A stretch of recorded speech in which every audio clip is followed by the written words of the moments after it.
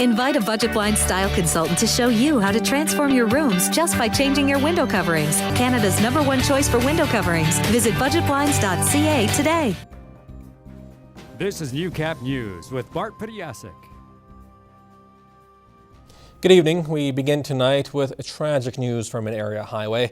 A 27-year-old Edmonton man is dead following an overnight crash. It happened just after 8 p.m. Maidstone RCMP say the man was heading west on Township Road 514 in a mini SUV when he failed to yield to a northbound truck on Highway 17. The two people in the truck, a 47-year-old man and a 45-year-old woman, were treated for minor injuries at the scene. Alcohol is not believed to be a factor at this time. The investigation is ongoing. Well, staff at the City of Lloydminster are asking local residents to have their say, as they hope a new survey helps shape future infrastructure within the city. Bannister Research is working with the city's operations center to study the travel patterns of people in Lloydminster and its surrounding areas. That information will go towards developing a plan for how the city will address future needs. This type of survey is the first of its kind and is different from past surveys. So this travel survey is essentially just figuring out what people's driving patterns are during specific times. So it's going to ask people to track just on one day for a few hours where everyone in their family went, where they came from, all of their travel in that time.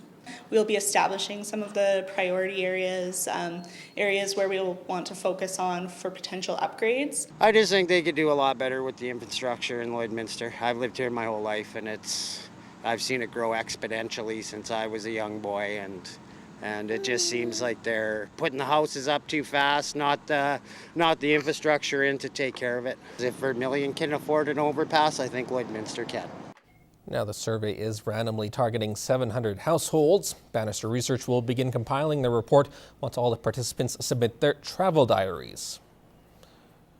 Well, 2014 marked the 100th anniversary of Hockey Canada. In the past century, the organization has put countless young players through its program, helping Canada become the hockey powerhouse it is today. In celebration of the sport, Hockey Canada has been traveling across the country with their Century Tour, and today they made a stop in the border city. Jeremy Thompson has more. The Vancouver Olympics gold medal game plays on the Jumbotron as grade 5 students from St. Mary's School fully engage in the Hockey Canada experience. The sport means something different to everyone. It gets people to compete against each other and have fun and see who has skills and enjoy themselves. It's just good to get outside and play hockey outside on ice and stuff, and it's fun. Charlotte Colson left Ottawa with a tour last July. Since then, they've crisscrossed the country 3 times. We've been places like Trail, BC and Port Hawkesbury, Nova Scotia. A lot of small towns, a lot of big ones, and we've met some pretty amazing Canadians and hockey fans all across the country too. Colson says it's been a long haul, but she's had some unique experiences. When we met some of the players from the 1962 Trail Smoke Eaters, they represented Canada on the international stage, and yeah, they were still around and came out to see us, and they saw their very own faces on our timeline wall that we have here. She's also been able to create memories for others along the way, teaching the younger generation about Canada's storied hockey history. So whenever the kids first come in, they recognize players like Sidney Crosby or Jonathan Toews, but they don't necessarily know who some of the great ones are, like Wayne Gretzky, so we get to teach them about that. From tabletop hockey action to making your own hockey card, it's all about promoting the love of the game. It is Canada's game, and it has been for the last 100 years, and it definitely will be for a couple hundred more. Jeremy Thompson, Newcap News.